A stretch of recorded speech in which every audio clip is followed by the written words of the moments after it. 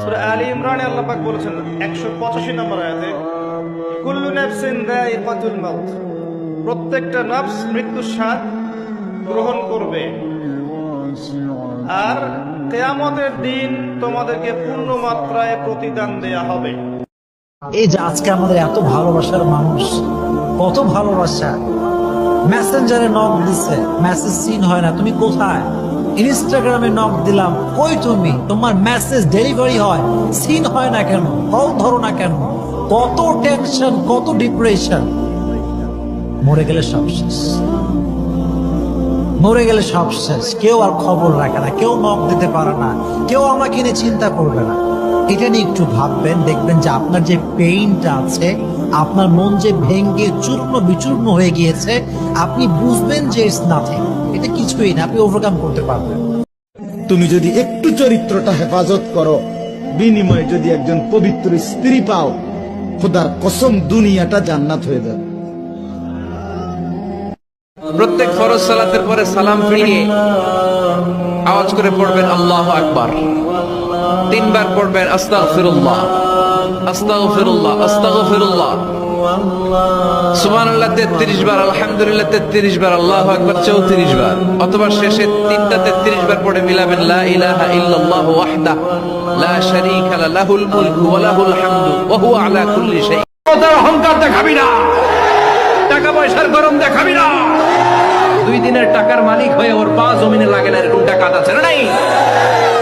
লাম ইয়াকুন শাইআম মাযকুরা, তোর চেয়ে বড় ক্ষমতাশীল ছিল ফেরাউন, আল্লাহ ছাড় দিয়েছে, ছেড়ে দেয় নাই, ঠিক কি না?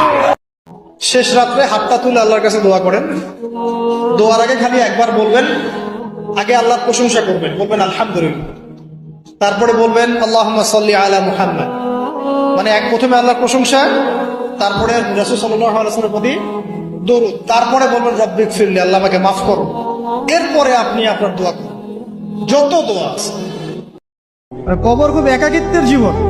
আসলে মৌতের যে যন্ত্রণার কথা আমরা বলি না, এটা সবচেয়ে বড় বিষয়টা কি জানেন? এর শারীরিক কষ্ট তো আছেই, এই যে দুনিয়ার সবার থেকে বিচ্ছেদ, এটাই হচ্ছে যন্ত্রণা।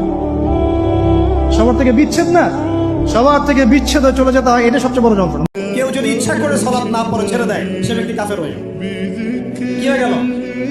ইচ্ছা করে নামাজ ছাড়তে পারবেন না আপনি, ওজোর থাকলে আলাদা কথা। ইচ্ছাকৃত ভাবে কেউ যদি নামাজের ফরজিয়তকে অস্বীকার করে, সে কাফের হয়ে যাবে। শুধু তাই নয়, কেউ যদি মান ফাররাকা বাইনা সালাতি ওয়াজ যাকাত ফাকাদ কাফার, কেউ যদি নামাজ এবং যাকাতের মধ্যে পার্থক্য করে, সেও কাফের হয়ে যাবে। নামাজ পড়ে যাকাত দেয় না, কি হবে বলেন? নামাজ পড়ে কিন্তু যাকাত দেয় না, কি হবে? এগুলো আকীদা পরিষ্কার করে। দেশের যুব সমাজ আজকে কোথায়? পর্নোগ্রাফি, এক একটা মোবাইল, এক একটা হিন্দি সিনেমার কারখানা। ইন্ডিয়ান নায়িকাদের কোমর দোলানো ডান্স আছে না নাই? স্মার্টফোন নিয়ে ছেলে স্মার্ট হয়, কিন্তু ঈমান, আখলাক, চরিত্র সব শেষ। ওহে মুসলিম, তোমাকে আল্লাহর সামনে দাঁড়াতে হবে। তোমার হিসাব নেওয়ার জন্য আল্লাহই যথেষ্ট, যিনি সব জানেন। তুমি তা গোপন করো ও প্রকাশ করো। তোমাকে অবশ্যই মৃত্যু বরণ করতে হবে। যখন তুমি দুনিয়ার সব কিছু ছেড়ে চলে যাবে, শুধু তুমি আখিরাতের জন্য যা সঞ্চয় করেছো তা নিয়ে সাবধান হও তোমার শেষ আমলের ব্যাপারে। তুমি জানো না কখন তোমার শেষ মুহূর্ত। রাসূল বলেছেন, যে হিংসা করে, হিংসা তার নেক আমলগুলোকে খেয়ে ফেলে, ঠিক যেমন করে আগুন কাঠকে খেয়ে ফেলে, ঠিক এইভাবে নেক আমলকে হিংসা খেয়ে ফেলে। তাই হিংসা থেকে দূরে থাকবে। নবীজি বলছেন, নারী কাকে বলে, মহিলা কাকে বলে? এক শব্দ নবী বলছে, আল মারআতু আওরাতুন, নিজেকে ঢেকে রাখে যে, তাকে বলে নারী। নিজেকে আড়াল করে যে, তাকে বলে নারী। নিজেকে গোপন রাখে যে, তাকে বলে নারী। আল্লাহর কসম, এটা নবীজি বলছেন। আমার যুবক ভাই, কষ্ট পাইবা, মরলে তো কষ্ট পাইবাই, দুনিয়া তো কষ্ট পাই, দুকে দুকে মরে যাবা, দুকে দুকে।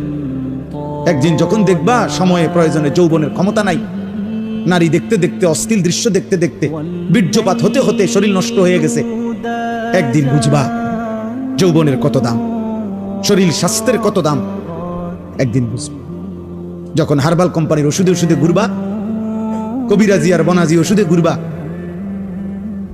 তখন বুঝবা।